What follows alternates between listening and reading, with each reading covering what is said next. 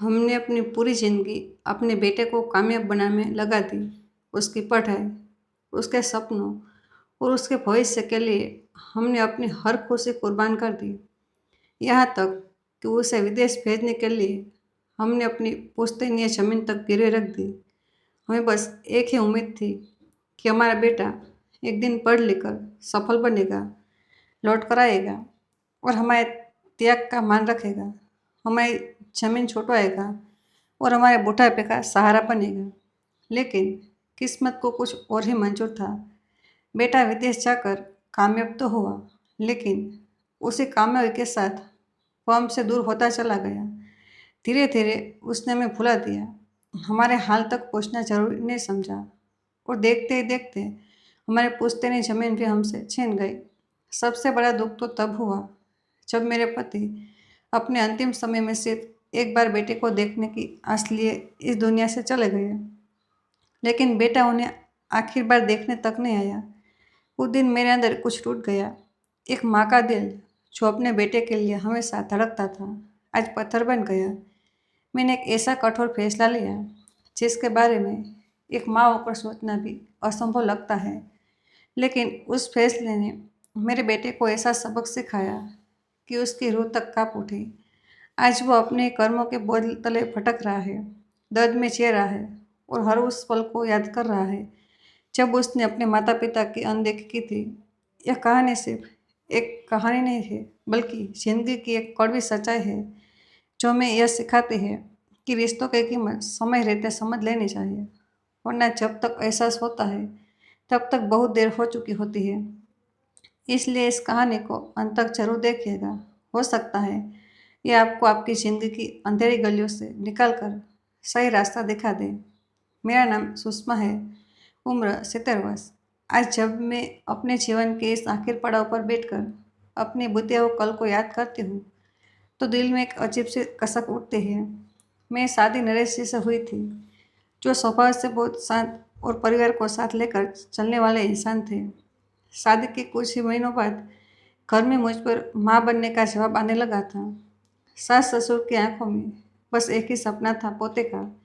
जब मैं पहली बार गर्भवती हुई तो पूरे घर में खुशी की लहर दौड़ गई। हर कोई आने वाले बच्चे के लिए तरह तरह के सपने बुनने लगे, लेकिन उन सपनों में कहीं ना कहीं एक बेटा ही था। 9 महीने पूरे होने के बाद जब मैंने अपनी पहली संतान को जन्म दिया तो एक बेटी थी। उस समय किसी ने मुझे कुछ नहीं कहा, लेकिन सबके चेहरे की हल्की सी निराशा मैंने साफ देखी थी। सास ने मुस्कुराकर बस इतना कहा कि अगली बार बेटा हो जाए, लेकिन उस मुस्कान में वो अपनापन नहीं था जिसकी मुझे उम्मीद थी। मैंने अपनी बेटी को सीने से लगाया और उसका नाम काव्या रखा। वो मेरे लिए दुनिया की सबसे खूबसूरत चीज़ थी। उसकी हंसी, उसकी मासूमियत, सब कुछ मेरे दिल को सुकून देता था। मैं और नरेश जी उसका अच्छे से ख्याल रखते थे, उसे किसी चीज़ की कमी नहीं होने देते थे। लेकिन कहीं ना कहीं दिल को कोने में वह बात रह गई कि वो बेटा नहीं है। हम उसे भगवान का प्रसाद समझकर पाल रहे थे, लेकिन पूरी तरह दिल से अपनाने में शायद हम दोनों के ही पीछे रह गए थे। काव्या जैसे जैसे बड़ी हो रही थी, उसके मासूम आँखों में हमारे लिए अपार प्यार था, लेकिन हमें यह एहसास नहीं था कि हम अनजाने में ही उसके साथ एक दूरी बना रहे, जिसकी कीमत हमें आगे चलकर बहुत भारी पड़ने वाली थी। जब काव्या 2 साल की हुई तब मैं दोबारा गर्भवती हुई। इस बार घर का माहौल पहले से अलग था, क्योंकि अब सबकी उम्मीद और भी ज़्यादा बढ़ गई थी। सासुर के लेकर नरेश जी तक हर कोई यही बचाता था कि इस बार बेटा ही हो। धीरे धीरे बात यहाँ तक पहुँच गई कि किसी तरह जुगाड़ करके बच्चे का लिंग पता करवा गया। जब पता चला कि मेरे गर्भ में फिर से बेटी है तो घर का माहौल अचानक बदल गया। मुझे आज भी वह दिन याद है जब मुझसे कहा गया कि इस बच्चे को दुनिया में लाने की ज़रूरत नहीं है। मेरा दिल काँप उठा था। मैं उस मासूम को बचाना चाहती थी, लेकिन ससुराल वालों के दबाव और नरेश जी की जिद के आगे मैं कमज़ोर पड़ गई। कहीं ना कहीं मेरे मन में भी यह बात घर कर गई थी कि एक बेटा होना जरूरी है जो बुढ़ापे में हमारा सहारा बनेगा। उस दिन मैंने अपने हाथों से अपनी एक बेटी को खो दिया। वो दर्द ऐसा था जिसे मैं कभी शब्दों में बयां नहीं कर पाई, लेकिन यही यही खत्म नहीं हुआ। कुछ महीनों बाद मैं फिर से गर्भवती हुई और फिर वही कहानी दोहराई गई। जांच में फिर से बेटी होने की खबर आई और फिर एक और मासूम की जान ले ली गई। इस तरह धीरे धीरे करके 5 बार मैंने अपनी कोख को उजाड़ा। हर बार मेरा शरीर कमज़ोर होता गया और मेरा मन अंदर से टूटता गया। लेकिन उस समय हमें बस एक बेटे की चाह ने अंधा कर दिया था। आज जब मैं उन पलों को याद करती हूँ तो लगता है कि हमने इंसानियत की सारी हदें पार कर दी थी। लेकिन तब यह समझ नहीं थी कि हम अपने हाथों से अपने भविष्य को बर्बाद कर रहे हैं। लगातार गर्भपात के कारण मेरी तबीयत अब पहले जैसी नहीं रही थी। शरीर कमज़ोर हो चुका था और डॉक्टर की बार बार चेतावनी दे रहे थे कि अब और जोखिम उठाना खतरनाक हो सकता है। लेकिन किस्मत को शायद कुछ और ही मंजूर था। कुछ समय बाद मैं फिर से गर्भवती हुई और इस बार जब जांच करवाई गई तो पता चला कि घर में बेटा है। यह खबर सुनते ही पूरे घर में जैसे त्योहार सा माहौल बन गया। हर कोई खुश था, मानो उन्हें दुनिया की सबसे बड़ी खुशी मिल गई हो। मेरी बड़ी बेटी काव्या जब लगभग 6 साल की हो चुकी थी, यह सब चुपचाप देख रही थी। उसे शायद पूरी तरह समझ नहीं आ रहा था, लेकिन इतना ज़रूर महसूस हो रहा था कि जो बच्चों अभी दुनिया में आया भी नहीं है, उसके लिए घर में इतना प्यार और उत्साह क्यों है, जबकि उसके लिए कभी ऐसा कुछ नहीं हुआ। 9 महीने बाद मेरे बेटे वेदांत का जन्म हुआ। वो पल पूरे परिवार के लिए किसी जश्न से कम नहीं था।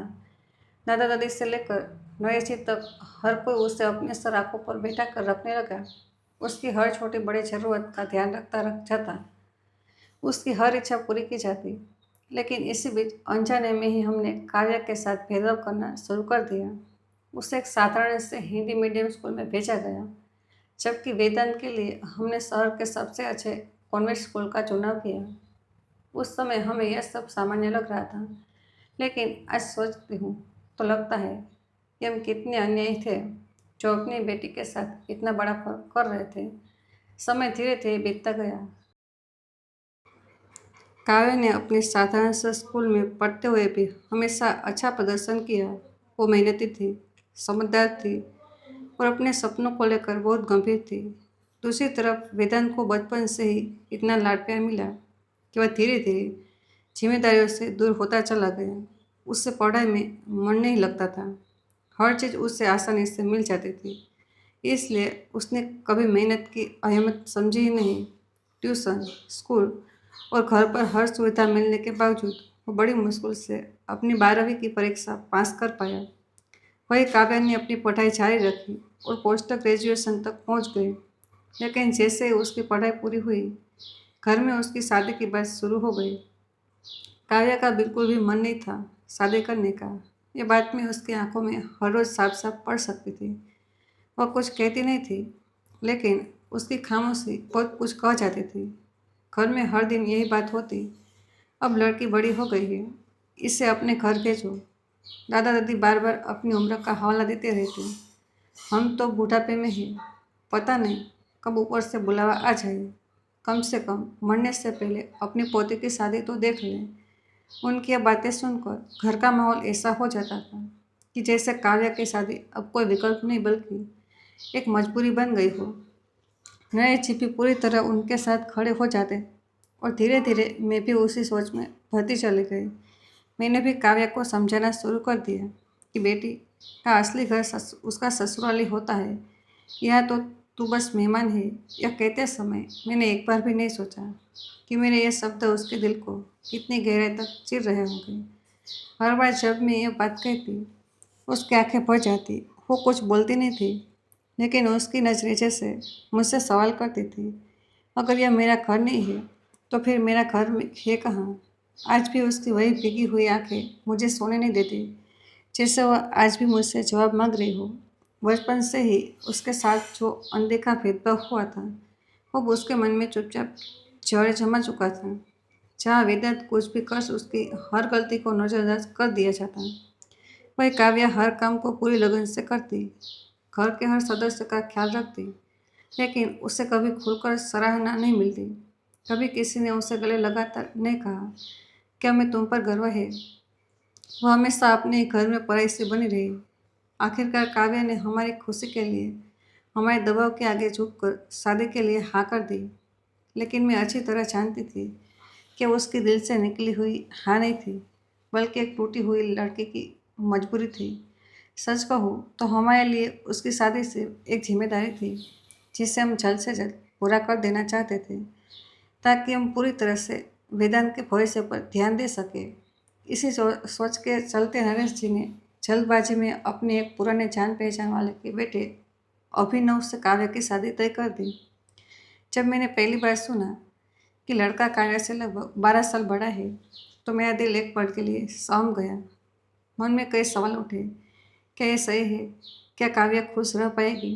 लेकिन फिर सास ससुर ने मुझे समझाया, हमारे ज़माने में तो 15 से 20 साल तक अंतर भी होता था। यह तो कुछ भी नहीं है, लड़का अच्छा है, बस यही काफ़ी है। और मैं फिर एक बार उनकी बातों में आ गई। मैंने अपनी माँ होने की आवाज़ को जवाब दबा दिया। सच्चाई यह भी थी कि हम काव्या की शादी में ज़्यादा खर्च नहीं करना चाहते थे। हमारे मन में सिर्फ एक ही बात थी कि जितना हो सके उतना पैसा बचा लिया जाए, ताकि वेदांत की पढ़ाई और उसके भविष्य पर खर्च किया जा सके। इसी कारण हमने एक साधारण से परिवार में बिना ज़्यादा तामझाम के बहुत ही सामान्य तरीके से काव्या की शादी कर दी। ना कोई खास तैयारी, ना कोई बड़े सपने, बस जैसे एक जिम्मेदारी निभा रहे हो। जब विदाई का समय आया तो वो दृश्य आज भी मेरी आंखों के सामने ताज़ा है। काव्या फुट कर रो रही थी, उसकी आवाज़ काँप रही थी। वो बार बार मेरा हाथ पकड़ कर कह रही थी, माँ, मैं नहीं जाना चाहती, ये मेरा घर है, मुझे रहने दो। लेकिन उस समय हमारे दिल जैसे पत्थर के हो चुके थे। हमने उसकी एक ना सुनी और उसे गाड़ी में बैठा कर विदा कर दिया।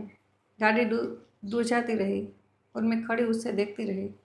उस दिन मैंने सिर्फ अपनी बेटी को विदा नहीं किया था, बल्कि उसके भरोसे, उसके बचपन और उसके अधिकार को भी हमेशा के लिए खो दिया था। हालांकि किस्मत ने यहाँ थोड़ा साथ दिया।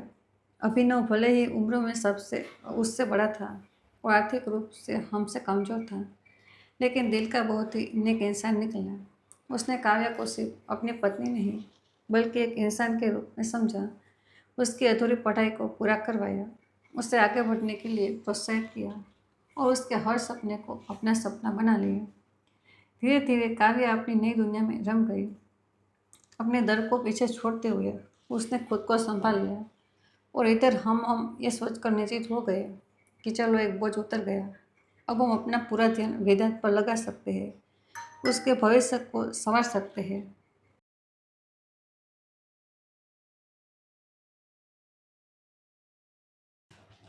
वेदांत ने किसी तरह अपनी 12वीं की परीक्षा पास कर ली थी, लेकिन उसके उस रिजल्ट में वो चमक नहीं थी जिसकी हमने हमेशा उम्मीद की थी। फिर भी नरेश जी का सपना अडिग था। वो हर हाल में अपने बेटे को विदेश भेजकर पढ़ना चाहते थे, ताकि वह एक बड़ा आदमी बन सके, वो सब हासिल कर सके जो मैं कभी नहीं कर पाए। वे दिन रात इसी कोशिश में लगे रहते, लोगों से मिलते, जानकारी जुटाते, पैसे का इंतजाम करते। आखिरकार उनकी मेहनत रंग लाई और हमें मौका मिला वेदांत को जर्मनी के एक अच्छे इंजीनियर कॉलेज में भेजने का। लेकिन यह रास्ता इतना आसान नहीं था। फीस बहुत ज़्यादा थी और हमारे पास इतने पैसे नहीं थे, इसलिए हमें अपने गांव की पुश्तैनी जमीन गिरवी रखनी पड़ी। वह जमीन सिर्फ जमीन नहीं थी, बल्कि हमारे पूर्वजों की निशानी थी, हमारी जड़ों का एक हिस्सा थी। लेकिन उस समय हमें सिर्फ अपने बेटे का भविष्य दिखाई दे रहा था। हमने सोचा कि कुछ ही सालों की बात है, वेदांत पढ़ लिखकर एक अच्छी नौकरी करेगा और फिर हम अपनी ज़मीन वापस छुड़ा लेंगे। वेदांत खुद भी बहुत खुश था। उसके चेहरे पर एक अलग ही चमक थी।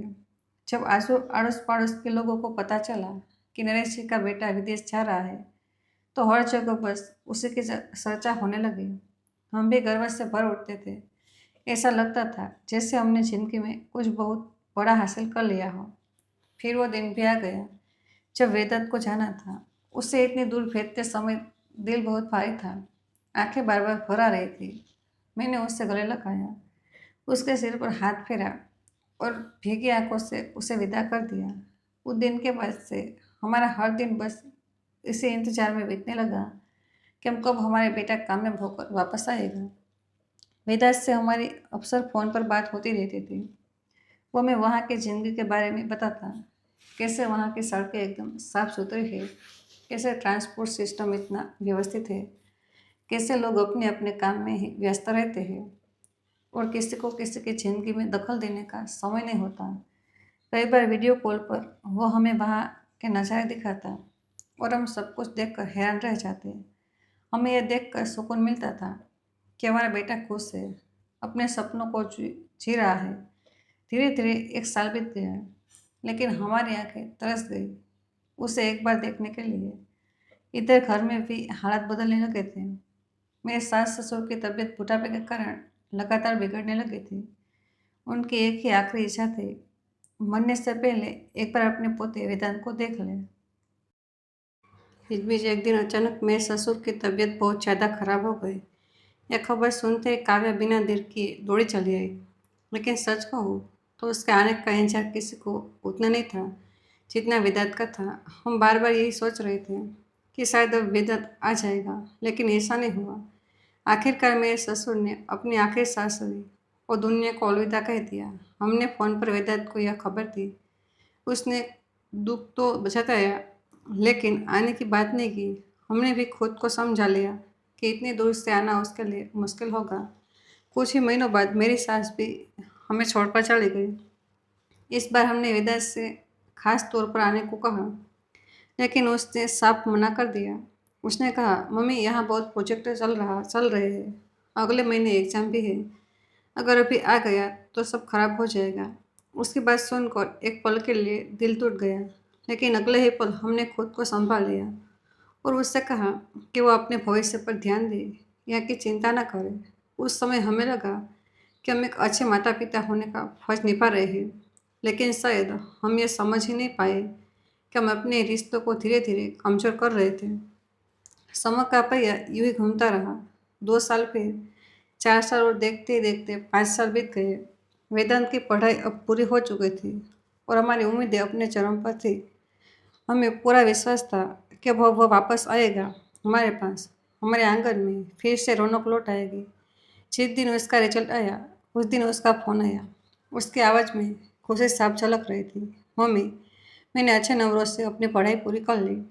यह सुनते ही मेरी आंखों में आंसू आ गए और नरेश जी का सीना गर्व से चौड़ा हो गया। हमें लगा जैसे हमारी सारी कुर्बानियाँ सफल हो गई, जैसे हमारी जिंदगी का सबसे बड़ा सपना पूरा हो गया हो। नरेश जी ने तुरंत गुस्सा में कहा, बेटा अब बस अगली फ्लाइट पकड़ो और घर आ जा। हमारी आंखें तरस गई हैं तुझे देखने के लिए।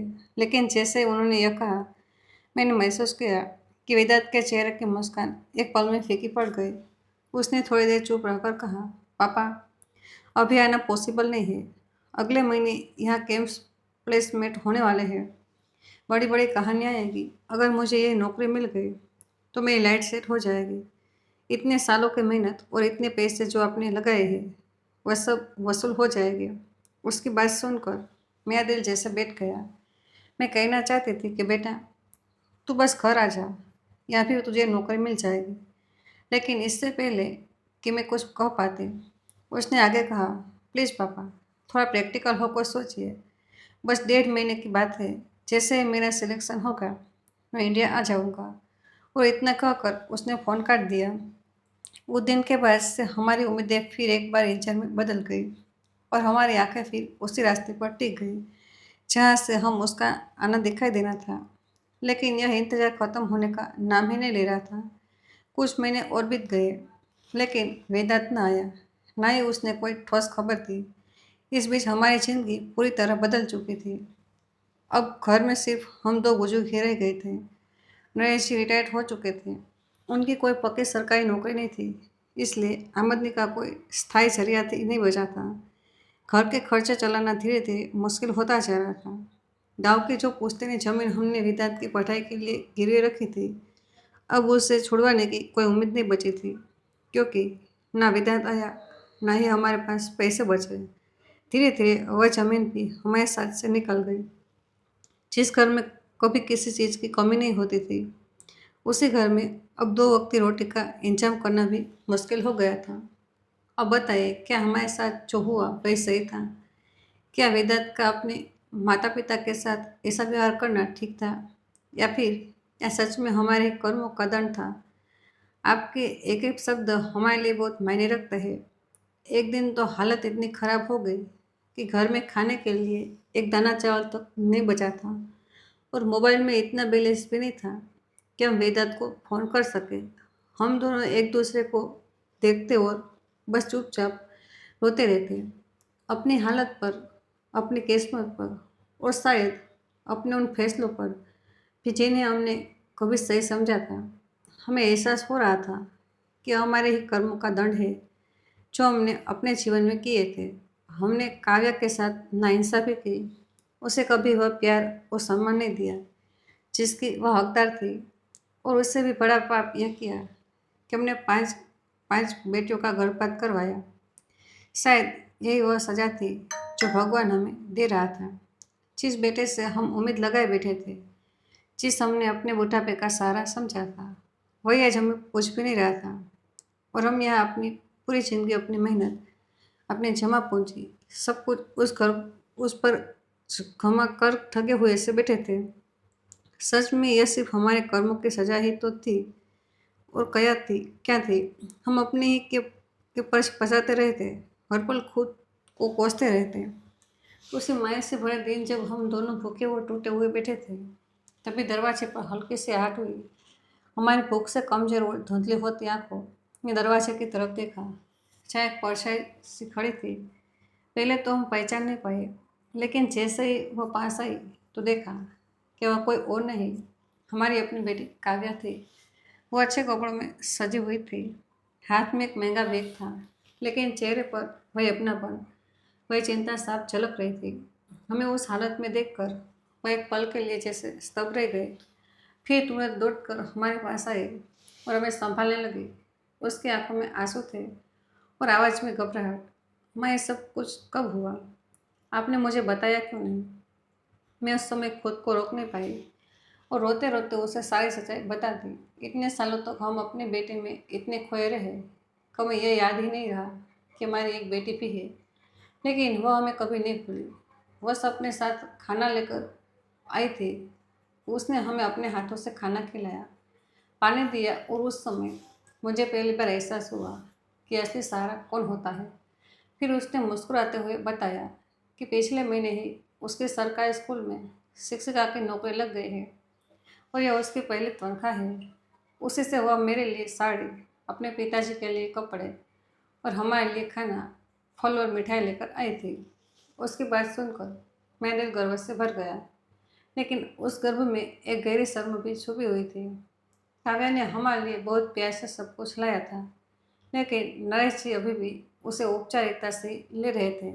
हमारी हालत इतनी खराब थी, फिर भी हमारे दिल के किसी कोने में अब भी बेटे के लिए जगह ज़्यादा थी। सच है, इंसान बेटे के मुंह में इतना अंधा हो जाता है कि अपने बच्चों के बीच फर्क करना शुरू कर देता है, और उसे सही भी ठहराने लगता है। काव्या जाते जाते घर के लिए राशन, फल और सब्जियां खरीद कर रख गई। शाम तक उसने घर को संभाल दिया, जैसे वह आज भी उस घर की बेटी नहीं, बल्कि उसकी जिम्मेदार मालिक हो। जाते जाते उसने कहा कि वो अब बीच बीच में आती रहेगी, हमारा ख्याल रखेगी। लेकिन नरेश जी ने धीमे स्वर में कहा, तुम्हें यह सब करने की जरूरत नहीं है, तुम अपनी गृहस्थी संभालो, यही तुम्हारी जिम्मेदारी है। काव्या ने कुछ नहीं कहा, बस हल्की सी मुस्कान दी और चले गए। कुछ दिन के बाद से वह हर हफ्ते कभी 7 दिन में, कभी 10 दिन में हमसे मिलने आने लगे। वे हमारी हर ज़रूरत का ख्याल रखती, दवाइयाँ लाती, खाना बनाती, घर संभालती, और मैं हर बार उसे देखकर सोचती कि जिससे हमने कभी अपना नहीं समझा, वही आज हमारे लिए सब कुछ बन गई है। अब शायद नरेश जी को भी यह फ़र्क समझ आने लगा था। दूसरी तरफ वेदांत, उसका तो अब फ़ोन आना भी बंद हो चुका था। कई महीने यूं ही बीत गए। अब तो जैसे हमने उम्मीद करना भी छोड़ दिया था। तभी एक दिन अचानक वेदांत का फ़ोन आया। उसका नाम स्क्रीन पर देखकर दिल में एक हल्की सी उम्मीद जागी। शायद अब वो आने की बात करेगा, शायद उसे हमारी याद आ गई होगी। लेकिन उसने जो कहा उस पर तो हमें यकीन ही नहीं हुआ। उसने बहुत सामान्य लहजे में बताया, हाँ, मेरी नौकरी जर्मनी की एक बड़ी टैंक कंपनी में लग गई है, और मैंने यहीं रहने का प्लान कर लिया है। मैं कुछ समझ पाती उससे पहले उसने आगे कहा, कि इंडियन सिटीजन होने की वजह से मुझे यहाँ सैलरी और सुविधाएं कम मिल रही थी, इसलिए मैंने एक जर्मन लड़के से शादी कर ली है और अपने सिटीजनशिप में भी बदल कर जर्मन कर ली है। ये सुनते ही ऐसा लगा जैसे किसी ने हमारे पैरों के नीचे से जमीन खींच ली हो। मेरा गला सूख गया, हाथ कांपने लगे और नरेश जी का चेहरा एकदम सफ़ेद पड़ गया। हमें यह सब तब पता चल रहा था जब सब कुछ हो चुका था। न उसने हमसे पूछा, ना मैं बताया, ना ही हमारी राय की कोई कीमत समझी। फिर उसने वीडियो कॉल पर अपनी पत्नी से हमें मिलवाया, जैसे कोई बहुत बड़ी उपलब्धि दिखा रहा हो। लेकिन एक बार भी उसने यह नहीं पूछा कि मैं कैसे है, हमारी हालत कैसी है, हमें किसी चीज़ की ज़रूरत है या नहीं। बस उसने अपना फैसला सुनाया और फ़ोन काट दिया। उस पल मुझे पहली बार एहसास हुआ कि हमने अपने बेटे को इतना बड़ा तो बना दिया, लेकिन इतना दूर भी कर दिया कि वो उसके दिल में हमारे लिए कोई जगह ही नहीं बची। फ़ोन कटते ही नरेश जी के हाथ पैर ठंडे पड़ने लगे और वो अचानक जमीन पर गिर पड़े। मैं घबरा गई, समझ नहीं आ रहा था क्या करूं। मैं ज़ोर ज़ोर से उनका नाम लेकर पुकारने लगी, लेकिन वह बेहोश हो चुके थे। मेरे हाथ काँप रहे थे, आंखों के सामने अंधेरा सा छा गया था। किसी तरह हिम्मत जुटाकर मैंने तुरंत काव्या को फ़ोन किया। वह 1 घंटे के अंदर दौड़ी दौड़ी आई और बिना कुछ पूछे हमें संभालते हुए नरेश जी को अस्पताल लेकर गई। डॉक्टरों ने बताया कि उन्हें बहुत गंभीर हार्ट अटैक आया है और उनके पास अब ज़्यादा समय नहीं बचा है। ये सुनकर जैसे मेरी दुनिया ही उजड़ गई।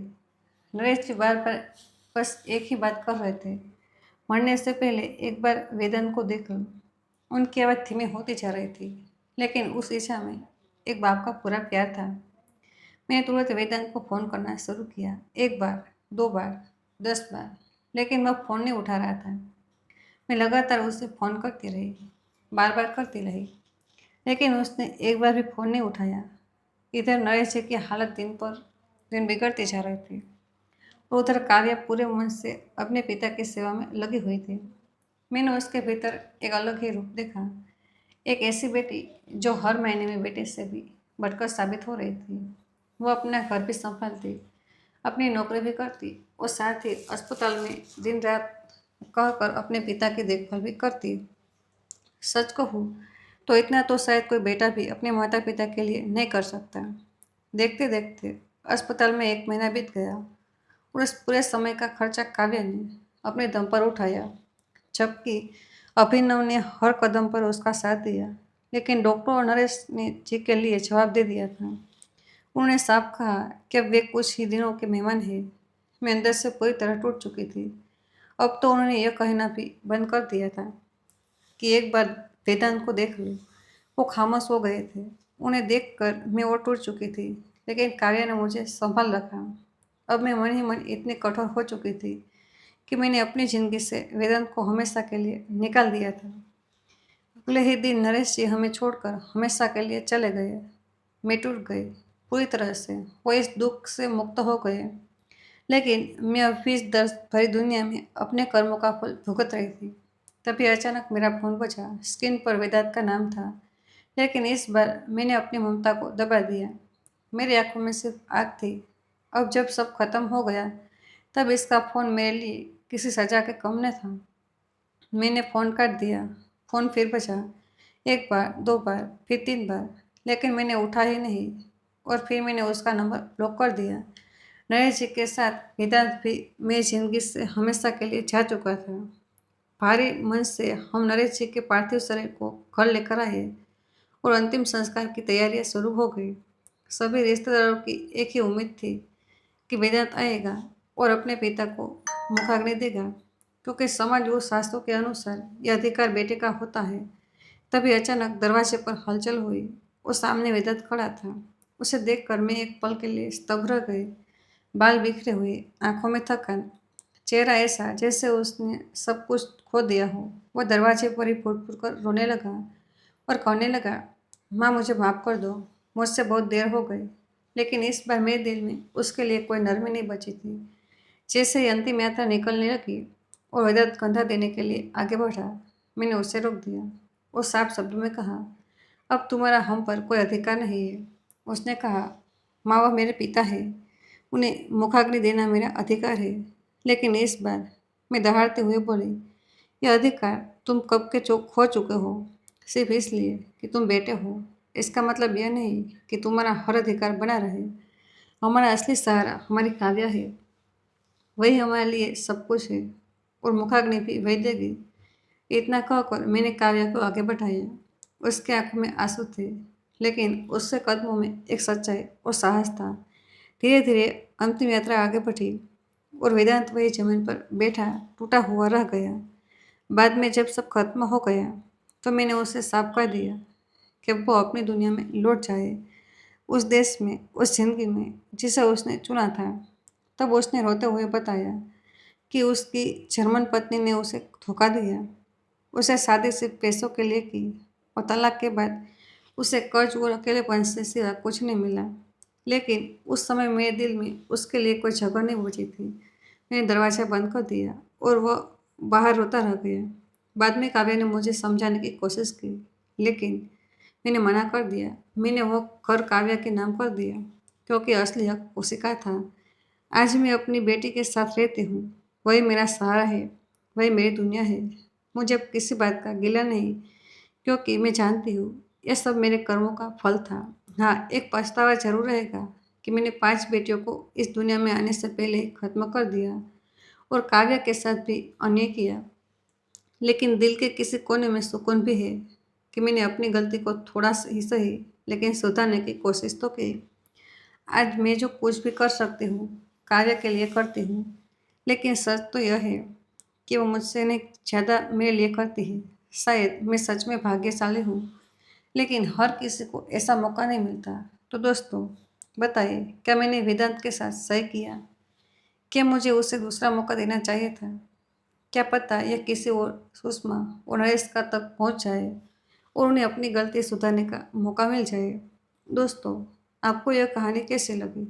अपनी राय कमेंट बॉक्स में ज़रूर बताइए, और यह कहानी पसंद आई तो वीडियो को लाइक, चैनल को सब्सक्राइब करना ना भूलिए।